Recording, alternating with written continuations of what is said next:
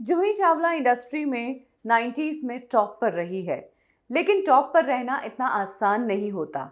बहुत लोगों से बनाकर चलना होता है, बहुत लोगों से सुनकर चलना होता है और बहुत कुछ इग्नोर करना पड़ता है। इनफैक्ट जूही चावला को लेकर अब एक ऐसी बात सामने आई है जिससे कह सकते हैं कि आज के डेट में अगर ऐसा इंसिडेंट होता तो कोई एक्ट्रेस ये बर्दाश्त नहीं करती। लेकिन जूही चावला ने इस बात को बर्दाश्त किया। अपने आंखों के सामने जब दूसरी एक्ट्रेस को गाली पड़ रही थी तब जूही चावला चुप रही थी। यह खुद उस एक्ट्रेस ने खुलासा किया है। यह एक्ट्रेस सीनियर एक्ट्रेस है, बेहतरीन एक्ट्रेस है, लेकिन इनकी कंट्रोवर्शियल पर्सनल लाइफ के कारण इनके करियर पर गहरा असर पड़ा था। मैं बात कर रही हूँ बधाई हो फेम एक्ट्रेस नीना गुप्ता की। नीना गुप्ता ने ईयर 1994 में डेविड धवन की फिल्म इना मीना डीका में काम किया था। डेविड धवन इस फिल्म को डायरेक्ट कर रहे थे। नीना गुप्ता का इस फिल्म में एक छोटा सा रोल था। जूही चावला, विनोद खन्ना जैसे बड़े एक्टर्स इस फिल्म का हिस्सा थे। नीना गुप्ता ने बताया कि फिल्म में उनका 2-3 सीन का ही रोल था। उन्हें बेगर का रोल मिला था और इनिशियली तो उनके डायलॉग्स भी थे, लेकिन फिल्म की एडिटिंग के वक्त उनके वो डायलॉग्स भी काट दिए गए, जिसके बाद नीना गुप्ता को बहुत बुरा लगा और उन्होंने डिसाइड किया कि वो डेविड धवन से बात करेगी कि एटलीस्ट उनके डायलॉग तो रखे जाए।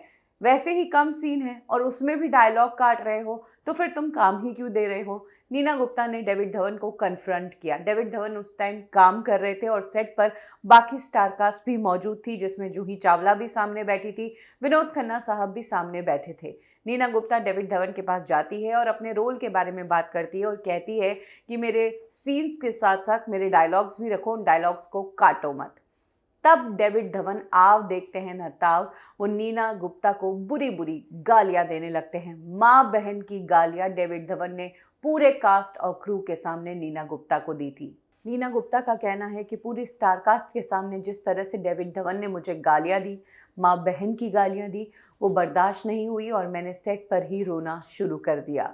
कहते हैं कि उस टाइम जूही चावला भी कुछ नहीं बोल पाई और ना ही विनोद खन्ना आकर बीच में बोले। डेविड धवन चाहते तो नीना गुप्ता को ठीक शब्दों में मना भी कर सकते थे, लेकिन गाली देने का कहाँ हक बनता है। बट तब जूही चावला ने भी नीना गुप्ता के लिए इनिशिएटिव नहीं लिया।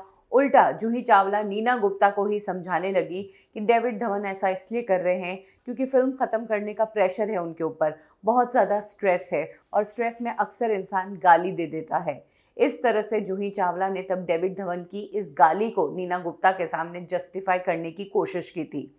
खैर, आज तो इंडस्ट्री में ऐसा माहौल नहीं है, लेकिन क्या आज डेविड धवन या जूही चावला सोच सकते हैं कि अगर सेट पर उनके बच्चों को इसी तरह से गालियां पड़े तो वो इस गाली को इसी तरह लेंगे कि हाँ, स्ट्रेस होता है तो गाली पड़ती है। क्या डेविड धवन के बेटे वरुण धवन गाली सुनेंगे?